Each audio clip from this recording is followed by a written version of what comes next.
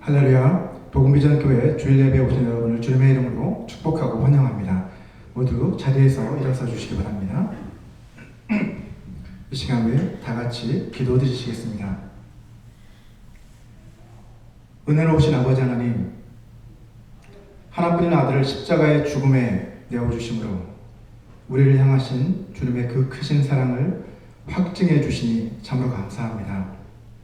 주님께서는 교만한 자들을 물리치시고 겸손한 자들에게 은혜를 베풀어 주시는 분이시라고 하셨사오니 이 시간 겸손히 주님 앞에 엎드린 주님의 사랑하는 자녀들을 불쌍히 여기사 주님의 한량없는 은혜를 베풀어 주시옵소서.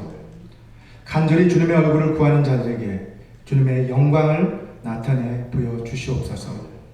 잠잠히 주님의 음성을 듣기 원하는 자들에게 성령의 음성으로 말씀하여 주시옵소서. 세계 곳곳에서 전쟁과 기근으로 인해 많은 사람들이 고통 가운데 신음하고 있습니다. 상처와 질병으로 인해 고통받고 있는 영혼들을 치료의 빛으로 치료하여 주시옵소서. 낙심과 절망에 빠져 있는 사람들에게 새로운 소망을 허락하여 주시옵소서. 상실의 아픔과 슬픔을 겪고 있는 사람들에게는 하늘의 위로를 베풀어 주시옵소서. 갈수록 악해져가는 이 세대를 본받지 않게 하시고 오직 성령으로 우리의 마음을 새롭게 함으로 변화를 받아 주님의 선하시고 기뻐하시고 온전하신 뜻이 무엇인지를 분별하여 날마다 주님의 뜻에 순종하는 삶을 살아가게 하옵소서. 우리의 마음을 다하고 뜻을 다하고 힘을 다하여 주님을 사랑합니다. 주님을 예배합니다. 이 시간 성령과 진리 안에서 드리고 있는 우리의 예배를 받아주시고 우리 가운데 임재하여 주시옵소서. 주님께 영광 돌리는 예배, 우리의 삶이 변화되는 예배가 되게 하옵소서. 예수님의 이름으로 기도합니다. 아멘. 우리 같이 함께 하나님을 찬양하기 원합니다. 찬송가 310장 하나님의 은혜로 함께 찬송하겠습니다.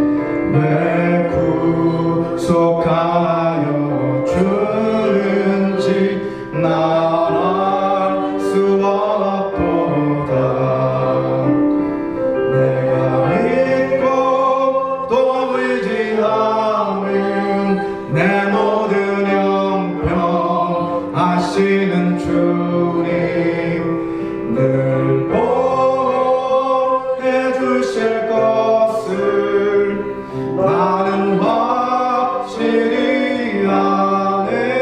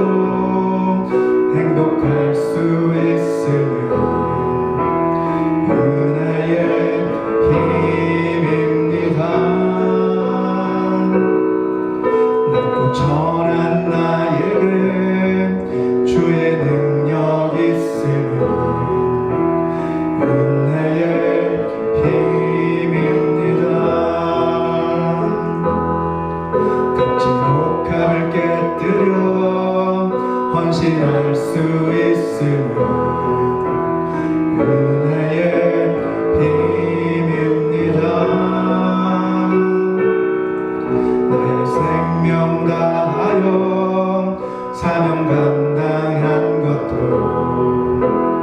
은혜의 힘입니다.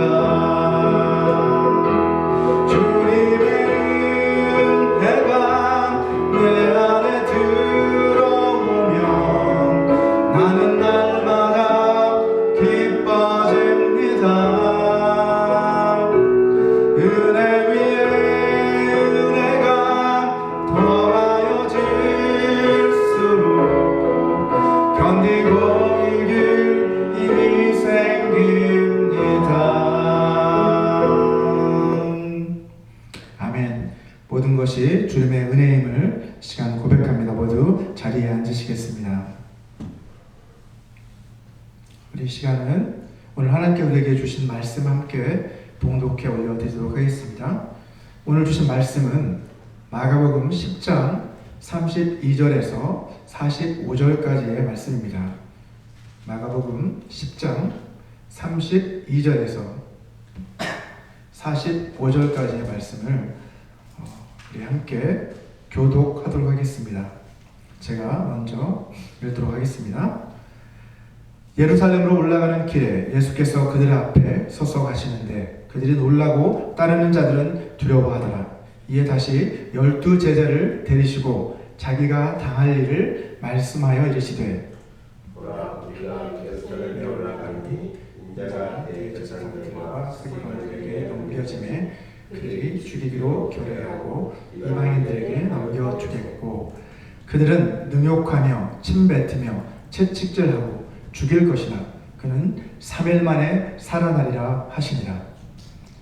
세베대의 아들 야고보와 요한께 이르되 선생님이여 무엇이든지 우리가 구하는 바를 우리에게 하여 주시기를 원하옵나이다. 이르시되 너에게 무엇을 하여 주기를 원하느냐. 주의 영광 중에서 우리를 하나는 주의 우편에 하나는 좌편에 앉게 하여 주옵소서. 예수께서 이르시되 너희는 너희가 구하는 것을 알지 못하는도다. 내가 마시는 잔을 너희가 마실 수 있으며 내가 받는 침례를 너희가 받을 수 있느냐? 그들이 말하되 받을 수 있나이다. 예수께서 이르시되 너희는 내가 마시는 잔을 마시며 내가 받는 침례를 받으려니와 내 우편에 앉는 것은 내가 줄 것이 아니라 누구를 위하여 준비되었든지 그들이 얻을 것이니라.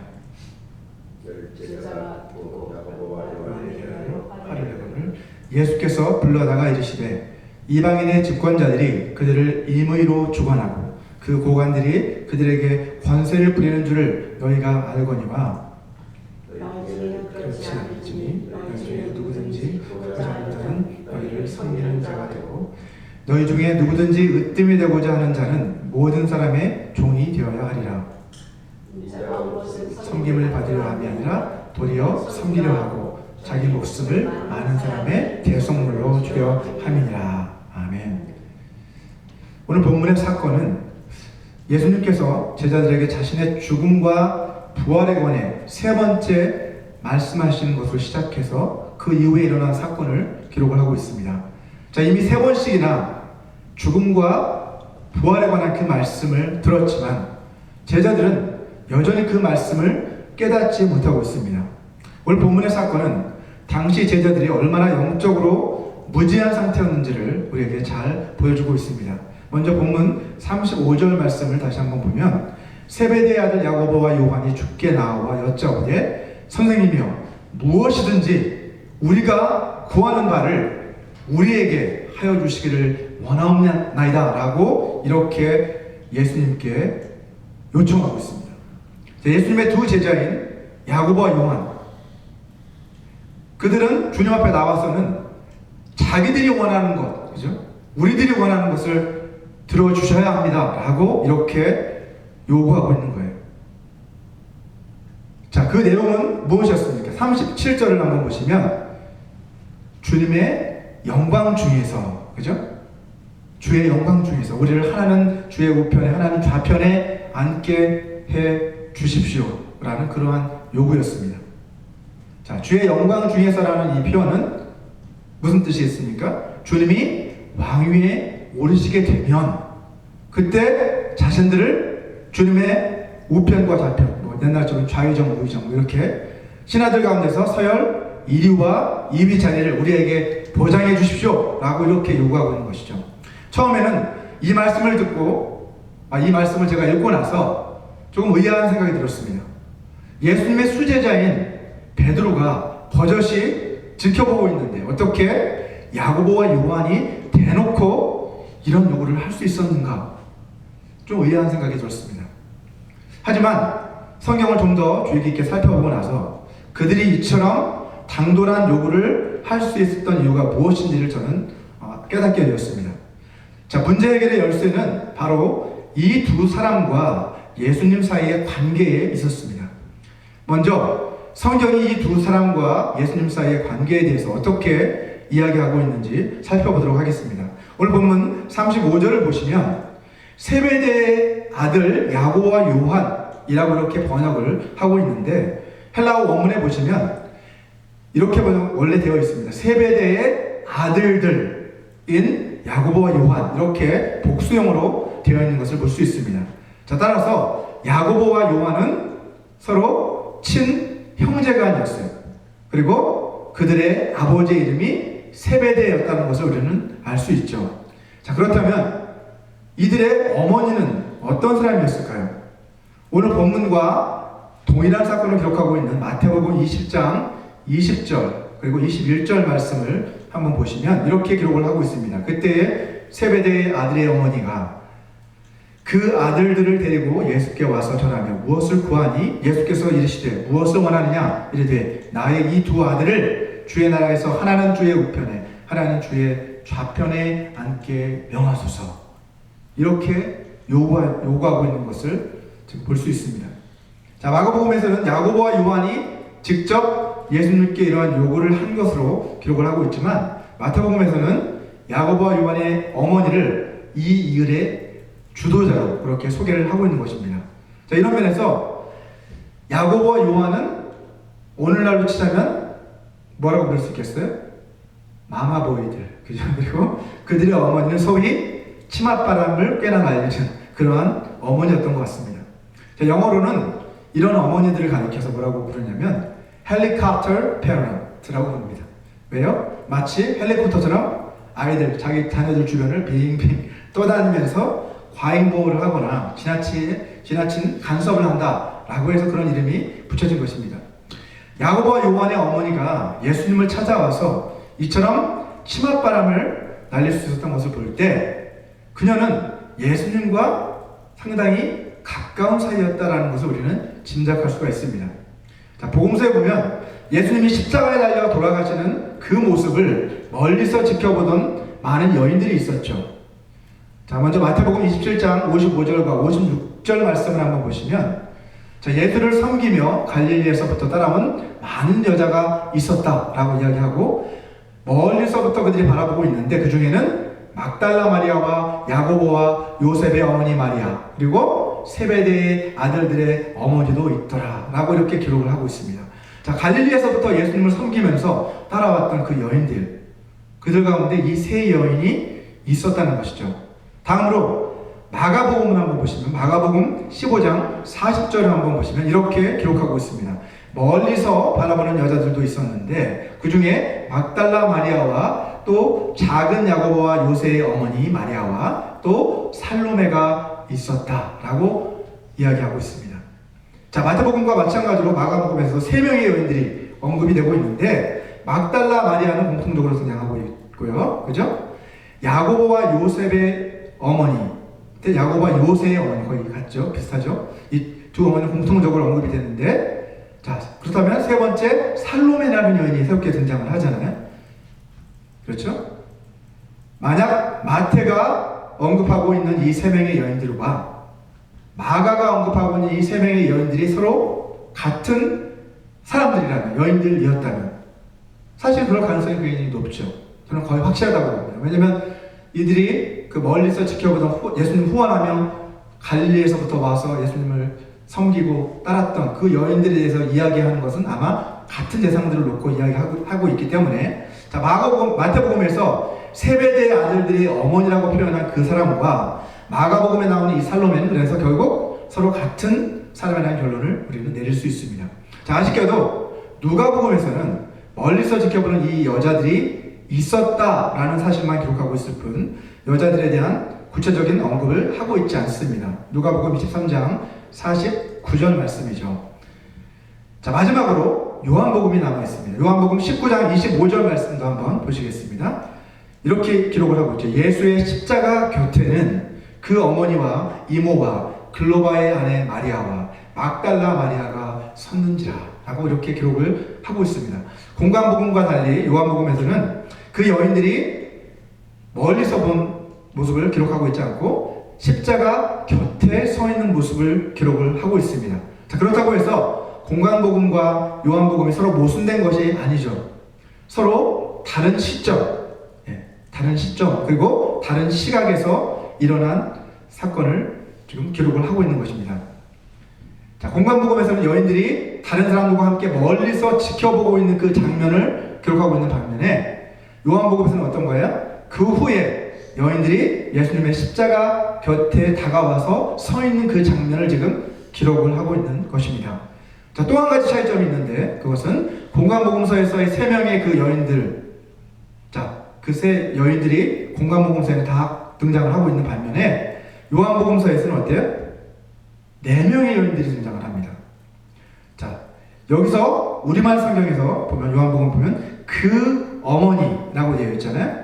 우리말은 그 어머니라고 이렇게 번역을 하고 있지만 헬라어 원문에 보면 그의 어머니, his mother라고 이렇게 분명하게 되어 있습니다. 그 말은 뭐예요? his mother라는 것은 예수 십자가에 대한 예수님의 어머니라는 거예요. 예수님의 어머니 마리아가 그곳에 있었다는 것이죠. 자, 그리고 그 다음에 나오는 이모라고 되어 있죠. 이모라고 번역하고 있는 부분도 헬라어 원문에 보면 그의 어머니의 여동생, his mother's sister라고 분명히 그렇게 되어 있습니다. 자, 그래서 예수님의 이모였다라는 사실을 우리는 확인할 수가 있어요. 이 두 사람, 예수님의 어머니 마리아와 예수님의 이모, 이 두 사람 외에도 글로바의 아내 마리아, 그리고 막달라 마리아라는 여인이 그곳에 있었다라고 요한복음은 기록을 하고 있습니다. 자, 그렇다면 멀찌감치 떨어져서 지켜보던 그 여인들이 어떻게 십자가 곁으로 그렇게 가까이 다가올 수 있었을까요? 궁금하지 않으십니까?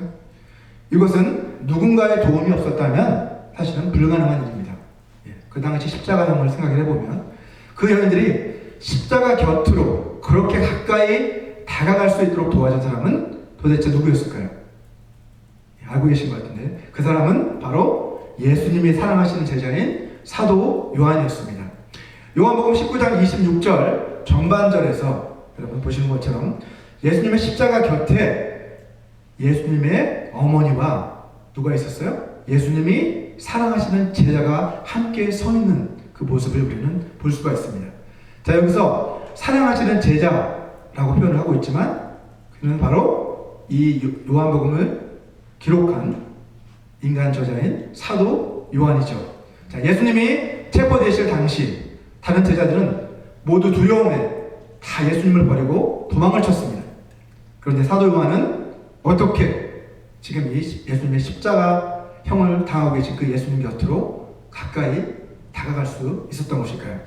요한복음 18장 15절에 그 질문에 대한 답이 나와 있습니다. 같이 한번 읽어볼까요? 시몬 베드로와 또 다른 제자 한 사람이 예수를 따르니 이 제자는 대제사장과 아는 사람이라 예수와 함께 대제사장의 집들에 들어가고 라고 기록을 하고 있습니다. 시몬 베드로도 마지막까지 예수님을 따라가려고 했죠. 하지만 결국 그도 역시 도망을 치고 마는데 이제 마지막까지 예수님 곁에 있었던 사람은 바로 또 다른 제자 한 사람, 그는 바로 요한복음의 제자인 요한, 사도 요한이었습니다. 자, 그는 대제사장과 잘 아는 사이였기 때문에 어떻게 한 거예요? 소위 우리가 말하는 백을 써서 예수님이 매달리신 그 십자가 근처까지 접근할 수가 있었던 것이죠. 요한복음 19장 26절 하반절과 27절 말씀 다시 한번 읽어보도록 하겠습니다. 예수께서 자기의 어머니와 사랑하시는 제자가 곁에 서 있는 것을 보시고 자기 어머니께 말씀하시되 여자여 보소서 아들이니이다 하시고 또 그 제자에게 이르시되 보라 내 어머니라 하신데 그때부터 그 제자가 자기 집에 모시니라. 자, 이 구절을 통해서 우리는 앞에서 말한 그 어머니가 바로 예수님의 어머니 마리아라는 것을 다시 한번 확실하게 알 수 있습니다. 또한 예수님께서 돌아가시기 전에 이제 요한과도 같은 말씀을 하시는데 요한에게 말씀하시죠. 자신의 어머니 마리아를 너의 친어머니처럼 잘 모셔다오 라고 이렇게 부탁하시는 모습을 볼 수 있습니다. 자, 이 모습을 통해서 우리는 마리아와 요한도 본래 서로 아주 가까운 사이였다라는 것을 알 수 있습니다. 뿐만 아니라 그 자리에 예수님의 어머니 마리아와 함께 누가 있었어요? 예수님의 이모가 함께 있었다는 사실도 우리는 주목할 필요가 있습니다. 여러분, 성경 전체에서 예수님의 이모에 대해서 언급하고 있는 곳은 이곳 한 군데뿐입니다. 자, 이러한 정황들을 모두 다 종합을 해보면 요한이 예수님의 어머니 마리아와 함께 모셔온 예수님의 이모는 바로 요한 자신의 어머니였을 가능성이 아주 높습니다. 자, 그것이 맞다면 예수님과 요한은 서로 어떤 사이가 되는 거예요? 이종사촌이 되는 거예요. 예수님의 어머니 마리아는 요한의 이모가 되는 것입니다. 자, 그러면 예수님이 이종사촌인 요한에게 자신의 어머니를 잘 보살펴달라고 부탁하는 것은 훨씬 더 자연스러워 보입니다. 물론 이것을 입증할 만한 직접적인 증거는 성경에 없습니다. 하지만 지금까지 살펴본 것처럼 성경에 나와 있는 여러 가지 정황들을 우리가 고려해 본다면 이러한 견해는 매우 설득력 있는 주장이라고 저는 생각합니다. 화면에 표를 한번 좀 띄워주시기 바랍니다. 여러분의 이해를 돕기 위해서 마태복음과 마가복음 그리고 요한복음에 나와 있는 그 여인들을 제가 한번 표로 정리를 해보았습니다. 자, 표에서 보시는 것처럼 첫 번째 행에 막달라 마리아는 세 군데 모두 공통적으로 등장을 합니다. 두 번째 행에 야고보와 요셉의 어머니 마리아 혹은 작은 야고보와 요새의 어머니 마리아, 그들은 같은 인물이고 마지막 요한복음에 나오는 글로바의 아내 마리아와 동일 인물이라는 것을 알 수 있어요. 참고로 글로바라고 하는 사람은 엠마오로 가는 두 제자들 가운데 한 사람이었죠. 그죠? 그들 가운데 부활하신 예수님을 만났던 사람이었습니다. 자, 마지막으로 세 번째 행을 보시면 세베대 아들들의 어머니의 이름, 그 옆에 있는 살로메, 아까 살펴봤던 것처럼 세베대의 아들들의 어머니가 살로메라는 것을 확인을 했습니다. 그래서 성경을 통해서. 자, 그렇지만 마지막 예수님의 이모는 누군지 아무도 몰라요. 성경 어느 곳에도 언급된 곳이 없기 때문에. 하지만 정황상 이 세 여인이 똑같은 인물이라는 것을 가정을 한다면 우리는 가장 합리적인 추측은 세베대의 아들들의 어머니 살로메가 바로 예수님의 이모구나 라는 것을 알 수 있다는 것이죠. 자, 오늘 본문의 사건, 이 사건을 우리가 살펴보면서 왜 이런 이야기를 꺼냈느냐? 그 이유는 바로 이 야고보와 요한과 예수님의 관계가 굉장히 중요하기 때문입니다.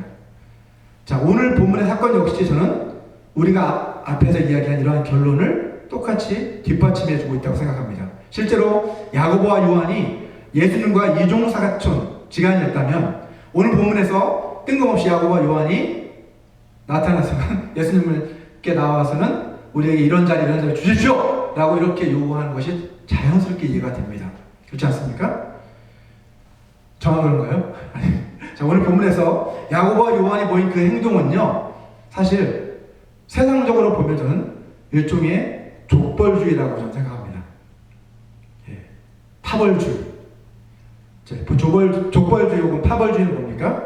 자기 가족들이나 친족들에게 좋은 직장을 얻게 해주거나 부당한 이득을 얻게 해주기 위해서 자기 자신이 가진 그 힘과 권력, 그 영향력을 남용하는 행위, 그것을 가리켜서 우리는 족벌주의 혹은 파벌주의라고 합니다.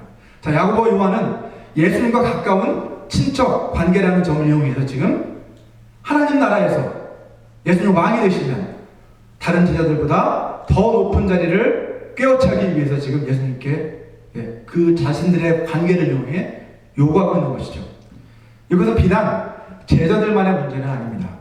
슬프게도 오늘날 교회 안에도 이러한 족벌주의적 성향이 여전히 판을 치고 있다고 저는 생각합니다. 그 대표적인 예가 바로 대형 교회의 세습, 교회의 세습 문제라고 저는 생각하는데요.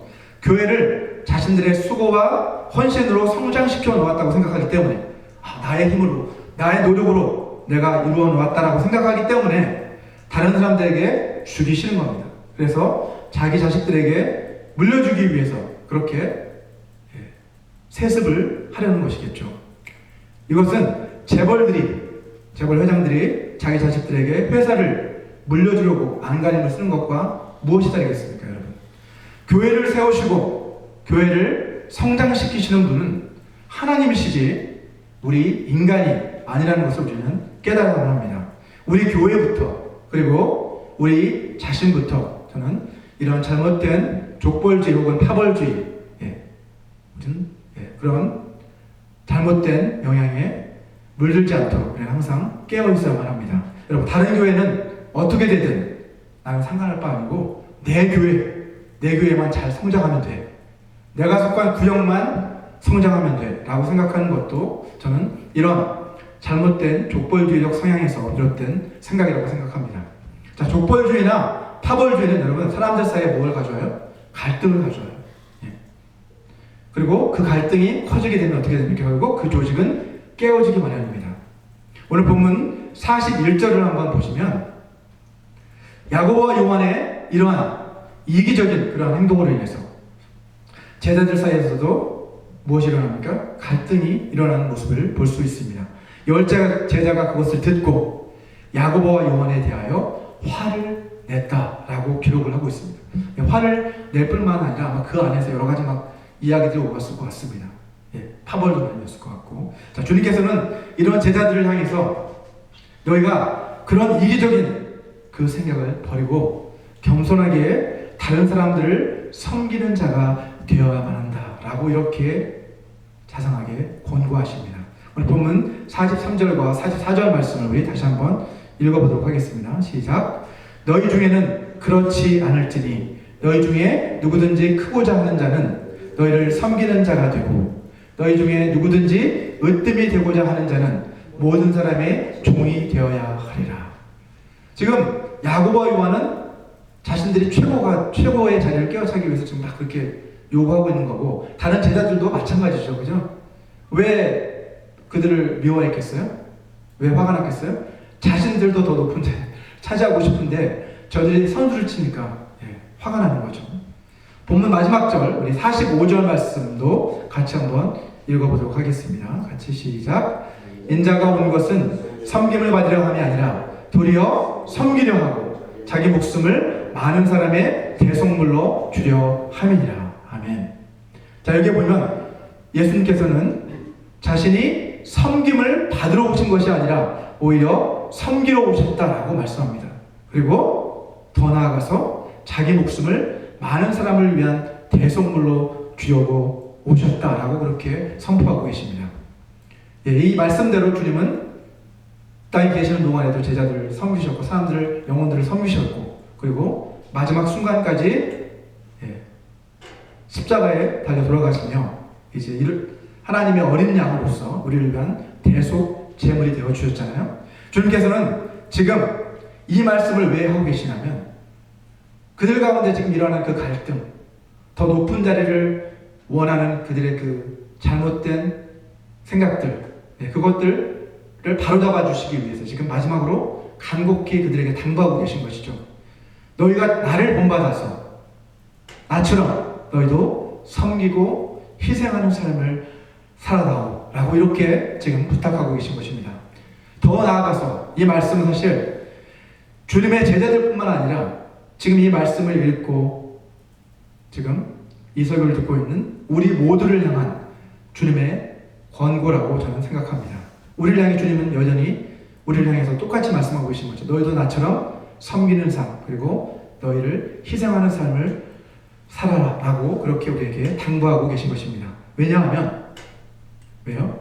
하나님의 나라 주님이 이 땅에 오셔서 시작하신 그 하나님의 나라는 우리의 부르심을 받는 우리의 섬김과 희생을 통해서 세워져 나가는 나라이기 때문입니다. 제가 감명 깊게 본 영화 중에 아름다운 세상을 위하여 Pay It Forward라는 그 영화가 있습니다. 화면에 한번 포스터를 좀 띄워주시기 바랍니다. 영화 포스터가 한글로 된 포스터가 영어로 된 포스터가 이렇게 되어 있는데 우리말로는 아름다운 세상을 위하여라는 영화로 시작되게 되어 있지만 원 영화는 Pay It Forward라는 영화입니다. 자, 저는 이 영화는 하나님 나라의 백성들이 어떤 삶을 살아야 하는지를 우리에게 잘 보여주는 영화라고 생각합니다. 아직 보시지 않았다면 나중에 한번 보시기 바랍니다. 이 영화는 캐서린 라이언 하이드라는 소설가의 소설인데 그의 소설인 Pay It Forward를 원작으로 해서 만들어진 영화예요. 자, 이 원래 소설은 그녀의 개인적인 경험에서 영감을 얻은 소설이었습니다. 1999년 그녀는 심각한 교통사고를 당하게 됩니다. 자, 그런데 그 당시 사고 현장 주변에 있었던 낯선 사람들의 도움으로 그녀는 죽을 뻔한 그 상황에서 가까스로 목숨을 건지는 그런 경험을 하게 됩니다.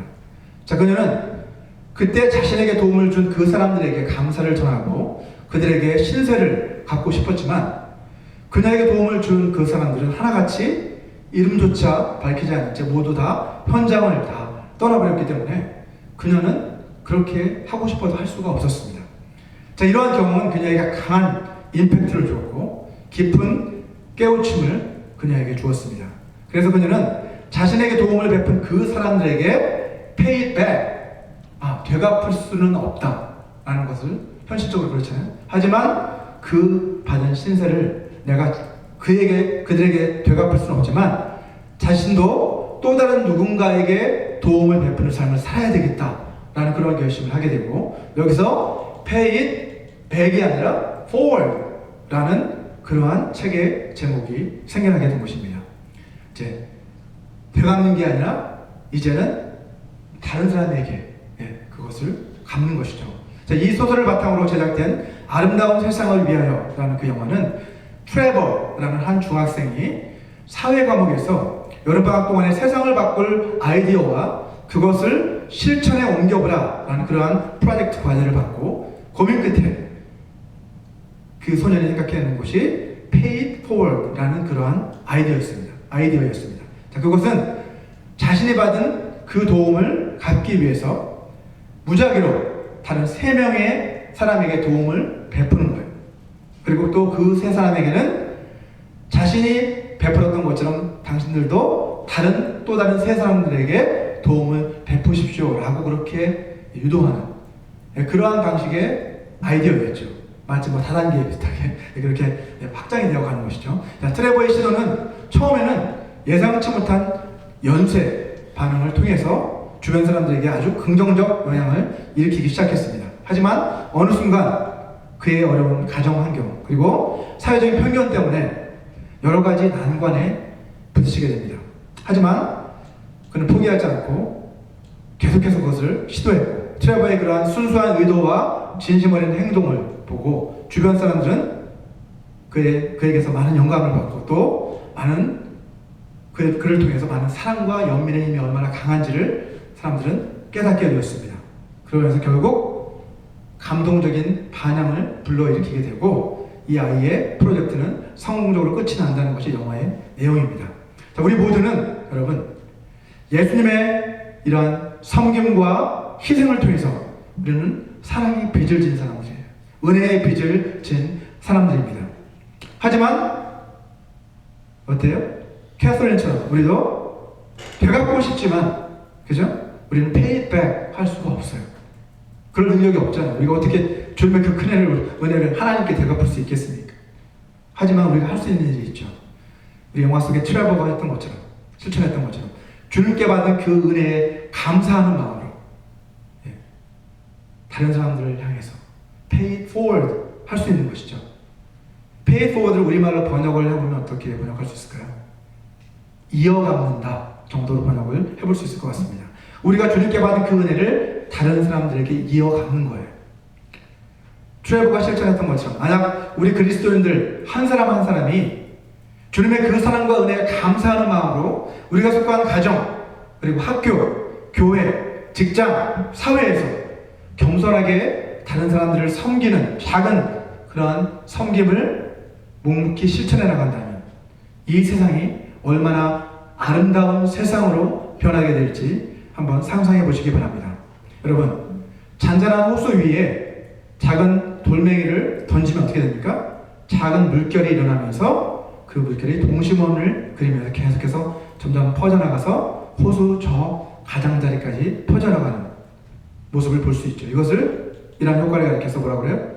파급 효과, ripple effect라고 하는데, 이 pay it forward라는 그 아이디어 역시 저는 일종의 ripple effect라고 생각을 합니다. 우리가 베푼 작은 친절과 섬김이 계속해서 반향을 일으키면서 점점 사회 전체로 퍼져나가는 현상이잖아요. 일종의 파급 효과라고 볼 수 있는 것이죠. 우리는 나 한 사람이 베푸는 이 작은 섬김이 과연 어떻게 세상 전체를 변화시킬 수 있겠어? 라고 그렇게 생각하기 쉽습니다. 하지만 그렇지 않습니다. 우리의 작은 섬김이 처음에는 비록 보잘것없어 보이고 아무런 영향도 없는 것처럼 보일지 모르지만, 그것이 또 다른 섬김으로 계속해서 이어져 나간다면 언젠가 이 섬김의 파장은 우리의 가정에서 더 나아가서 지역사회에 퍼져나가고, 더 나아가 전국으로 퍼져나가고, 더 나아가 온 세계로 퍼져나가게 될 것입니다. 이것이 바로 섬김의 파급 효과라고 할 수 있습니다. 저와 여러분 모두가 주님의 그 은혜에 감사하며 은혜를 이어가는 삶, 주님이 우리에게 본을 보여주셨던 것처럼 다른 사람들을 겸손히 섬김으로써 날마다 섬김의 파급 효과를 불러일으키는 그러한 삶을 살아가게 되시기를 주님의 이름으로 축원합니다. 우리 이 시간 오늘 주신 이 말씀을 함께 생각하시면서 잠시 눈을 감고 한 마음으로 기도하는 시간을 갖기 원합니다. 우리 음악을 좀 틀어주시고요. 기도하실 때 우리의 이기적인 그 야망들을 주님 앞에 내려놓게 해달라고 우리 같이 기도했으면 좋겠습니다. 그리고 주님께서 우리에게 섬김의 본을 보여주셨던 것처럼 우리도 겸손히 다른 사람들을 섬김으로써 우리의 섬김이 또 다른 섬김의 파장을 가져오는 그런 섬김의 파급 효과가 일어날 수 있도록 도와달라고 우리 같이 기도하겠습니다. 사랑하는 아버지 하나님 감사합니다.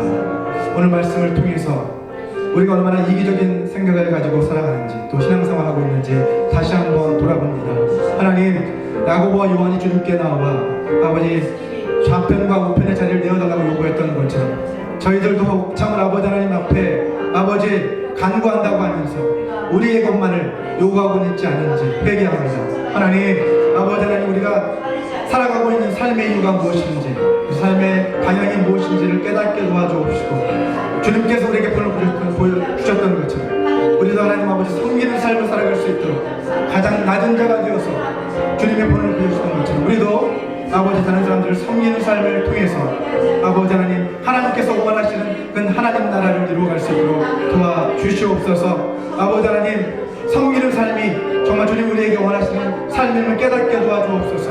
높아진 마음을 낮추어주시고 겸손히 주님과 같이 섬길 수 있도록 도와주옵소서. 교회 안에서도 가정 안에서도 아버지 하나님 이웃에게도 우리가 섬김을 실천할 수 있도록 도와주옵소서. 아버지 하나님, 이런 섬김을 통해서 작은 실천을 통해서 아버지 우리의 가정이 변화되고 우리의 지역사회가 변화되고 우리의 나라가 변화되고 아버지 오늘 세계가 변화될 수 있는 그런 놀라운 역사가 일어날 수 있도록 도와주시옵소서. 아버지 저희들을 그러한 섬김의 파급 효과를 일으키는 아버지 정말 주님의 아버지 일꾼들로 삼아 주시옵소서. 저희를 통해 아버지 저희가 아버지 거하고 있는 그곳에서 주님의 놀라운 역사들이 일어날 수 있도록 주님 도와주시옵소서. 성령으로 일하여 주시옵소서. 우리의 심령을 뜨겁게 하여 주시고 아버지 정말 주님을 본받아 아버지 하나님 아버지 겸손하게 섬기는 삶을 살아갈 수 있게 도와주시옵소서. 축복하여 주시옵소서. 감사합니다. 하나님 아버지, 우리에게 구원의 은혜를 베풀어 주시니 감사합니다.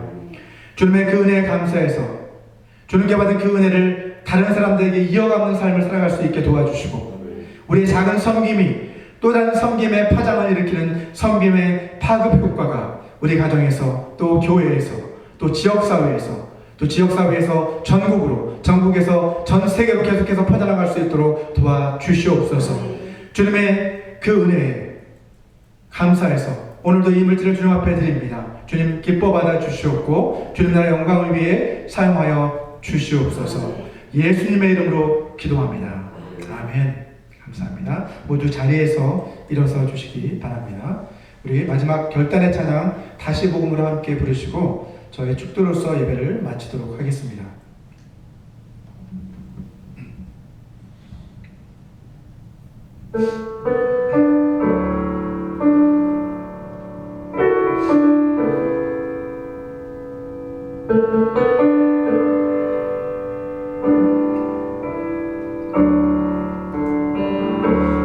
하나님 독생자 예수 그리스도 그분만이 오직 길과 진리 생명이라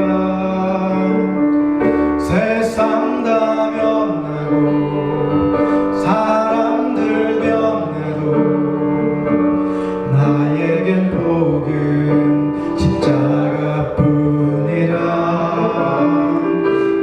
하나님 독생자 예수 그리스도 그분만이 나의 길과 진리 생명이라 세상이 비웃고 사람들 떠나도 나에겐 복음 십자가뿐이라 다시 복음으로 다시 십자가로 다시 하나님께로 나아갑니다. 오직 복음만이 오직 십자가만이 오직 하나님만이 나의 전부입니다. 다시 복음으로 다시 십자가로 다시 하나님께로 나아갑니다. 오직 복음만이 오직 십자가만이 오직 하나님만이 나의 전부입니다.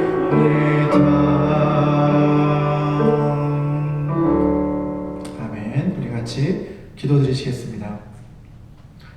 지금은 주 예수 그리스도의 은혜와 하나님의 사랑과 성령 하나님의 교통하심이 주님을 본받아 경솔히 다른 사람들을 섬김으로써 날마다 섬김의 파급 효과를 일으키는 삶을 살아가기로 결단하는 모든 사람들에게 영원히 함께 하시기를 간절히 축원하옵나이다.